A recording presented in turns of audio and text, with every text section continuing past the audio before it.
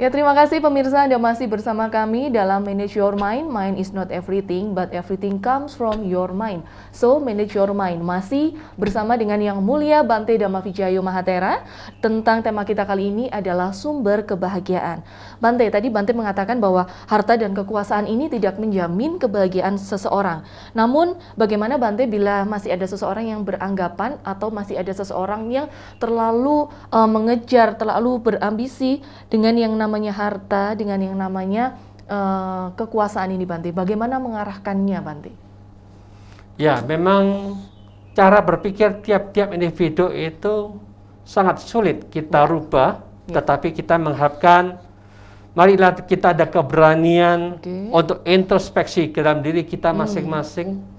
Cobalah kita renungkan, analisa sebaik-baiknya. Sebagaimana kekuasaan dari seseorang yang telah berkuasa di Indonesia yang begitu lama. Mungkin dia bahagia waktu kita secara materi dilihat berlimpah ruah. Tetapi kita juga tahu sekarang pemimpin itu sudah meninggalkan dunia ini. Tapi di manakah mereka sekarang berada? Tidak ada satupun yang bisa mengetahui. Maka dengan demikian inilah, kalau seandainya kita hidup di dunia ini rata-rata 80 tahun, kontinuitas kehidupan yang akan datang ini bisa dikatakan tidak kita ketahui berapa lama lagi kita menempuh kehidupan yang akan datang. Mengapa kita hanya mencari kesenangan secara duniawi, tetapi harta ini sesungguhnya bukan milik kita, tetapi milik alam semesta kita. Tetapi kita salah menggunakan, akhirnya batin dan pikiran kita telah merekam aku salah, aku salah di dalam mengolah harta yang negara kita, sehingga itulah dia harus mempertanggungjawabkan di alam selanjutnya. Sehingga alam selanjutnya ini yang begitu lama, apakah dia menderita di alam selanjutnya itu kekal abadi, atau mungkin 1 triliun tahun, apakah 100.000 tahun?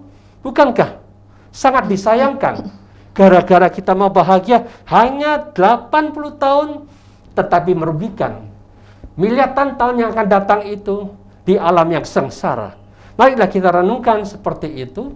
Ketika kita memahami, yakin ada kehidupan yang akan datang, yang ada energi batin dan pikiran kita, marilah kita mulai sekarang dan seterusnya bertaubat dengan sungguh-sungguh. Jalankan tugas dan kewajiban kita yang terbaik untuk kepentingan negara, untuk kepentingan bangsa kita. Siapapun yang menjalankan tugas dengan tepat dan benar seperti ini, mereka tidak menyimpang, tidak berada di jalan yang salah, tetapi mengabdikan diri untuk kepentingan masyarakat yang banyak. Disitulah mereka akan dihargai. Presiden kita Jokowi yang menyediakan semua waktu, tenaga, pikiran, harta negara digunakan untuk membangun sini, membangun sana, membangun situ. Orang melihat, wah hebat. Mudah-mudahan semuanya dijalankan dengan sungguh-sungguh seperti itu. Tidak ada penyimpangan. Dari dalam batin dan pikiran kita, beliau tahu tidak ada korupsi, tidak ada niat jahat, semua digunakan sebaik-baiknya, tetapi di bagian sini, bagian sana yang korupsi, beliau juga tidak bisa apa-apa. Karena itu tanggung jawab mereka masing-masing, departemen mereka masing-masing, sehingga dengan demikian satu yang jujur, lurus, alangkah indahnya anak buahnya juga jujur dan lurus, mengikuti cara yang tepat dan benar, sehingga tidak ada penyimpangan, tidak ada korupsi dimanapun juga, kerja demi kesejahteraan dan kemakmuran semua bersama. Tetapi kalau kita melihat bahwa dengan memahami seperti ini, yang kekurangan kita adalah bagaimana kita memahami untuk meningkatkan kualitas batin dan pikiran kita selama hidup. Kalau kita hanya kerja, lupa bekerja dengan batin dan pikiran kita, sehingga kita paham bahwa kita masih kurang. Tadi kita sudah menjelaskan kedamaian itu bisa dicapai dengan kebijaksanaan. Kedua juga kita kurang menjelaskannya, bagaimana dengan meditasi kita? Meditasi ini juga termasuk sarana bisa mendatangkan kebahagiaan untuk kita. Maka dari itu kita harus memahamin siapapun juga, kalau kita pandai menggunakan waktu dengan sebaik-baiknya, dimanapun juga, memanfaatkan tiap detik, tiap menit, tiap jam. Dalam perjalanan kita misal dekat dari Malang ke Surabaya, katakanlah 1,5 jam kita membutuhkan waktu itu. Nah, dalam waktu 1,5 jam ini, kalau kita duduk diam, tidak tahu pikiran kemana, kita lari sini, mikir sana, melihat ke HP, mendengarkan musik, mencari sesuatu sensasi yang dianggap kita akan mendatangkan bahagia, itu adalah kewajaran secara umum karena kita tidak paham bagaimana memanfaatkan waktu-waktu seperti itu. Alangkah indahnya, saya katakan, di mana ada aktivitas pikiran positif, disitulah sesungguhnya sumber kebahagiaan kita. Maka dengan demikian, marilah kita mulai sekarang dalam perjalanan dari Malang ke Surabaya, ucapkan dalam batin dan pikiran kita, sadar damai, sadar damai, sadar damai. Demikian juga dari rumah kita ke tempat pekerjaan, ke office, sadar damai, sadar damai. Pulang juga begitu, sadar damai, sadar damai. Dengan cara seperti ini, itulah yang sesungguhnya. Siapapun juga yang mau mencari kekayaan duniawi, kita harus bekerja dengan keras, mencari kekayaan batin kita, harus rajin untuk membangkitkan energi positif.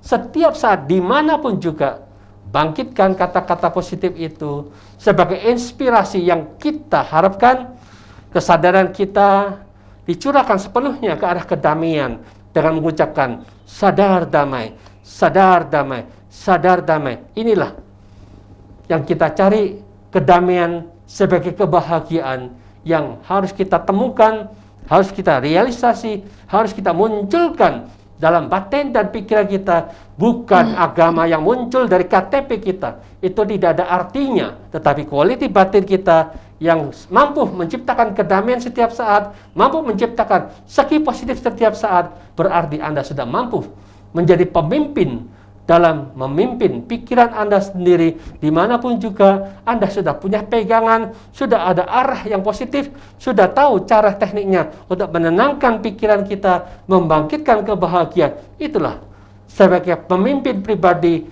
di dalam diri kita masing-masing.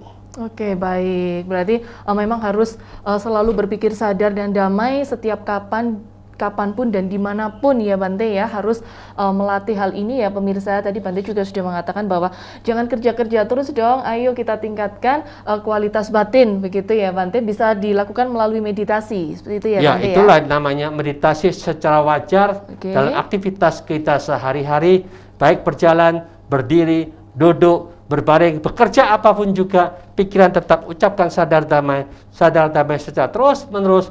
Di sana dikatakan meditasi alami yang bisa dijalankan oleh semua orang. Oke, baik. Luar biasa sekali pemirsa, ini adalah saran dari Bante. Ayo kita lakukan meditasi ini, tidak hanya dilakukan dengan duduk diam itu ya Bante, tapi mengatur pola pikiran dengan sadar terus sadar damai, seperti itu ya pemirsa. Nah Bante, benarkah Bante kalau kita berdana atau melakukan perbuatan baik lainnya, ini otomatis kita juga akan mencapai sebuah yang namanya kebahagiaan? Iya, otomatis kita harus memahami mengapa di dunia ini ada orang yang lahir dalam keluarga yang kaya, satunya lahir dan keluarga yang miskin. Ini merupakan hukum sebab dan akibat. Selama kita dalam kehidupan yang lampau, yang suka berdana, suka beramal, mereka gelombang pikirannya itu sama dengan orang-orang yang memiliki harta yang berlebihan, sehingga kita masuk menyatu dengan keluarga yang kaya raya, kita menjadi anaknya orang kaya. Demikian juga secara wajar, siapapun yang pelit, eman, sayang, wah aku kerja keras, aku dapat duit ini angel, aku simpan saja untukku, untuk keluargaku, untuk anakku. Dia tidak sama sekali, jarang berdana. Otomatis karena dia tidak pernah memberikan apapun juga, dia gelombangnya cocok dengan orang-orang yang sesungguhnya tidak memiliki harta di rumahnya, sehingga tidak memiliki kesempatan hartanya itu bisa diberikan kepada orang lain. Dia cocok di situ, terlahirlah dalam keluarga yang miskin. Inilah hukum alami yang wajar terjadi kepada siapapun juga, percaya tidak percaya, akan berproses sebagaimana apa adanya.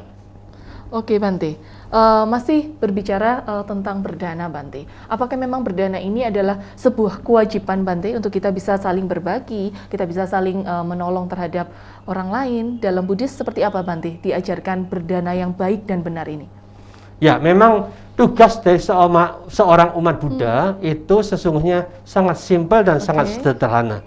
Kalau kita sudah jalankan 3 hal ini, suka membantu atau berdana terhadap siapapun juga, menjaga ucapan dan tingkah laku dengan benar dan baik, mengembangkan meditasi setiap saat dengan sebaik-baiknya. Tidak usah kamu mengatakan agamanya apa, KTP-nya apa. Kalau 3 faktor ini sudah dijalankan, Anda sudah memiliki energi positif yang luar biasa.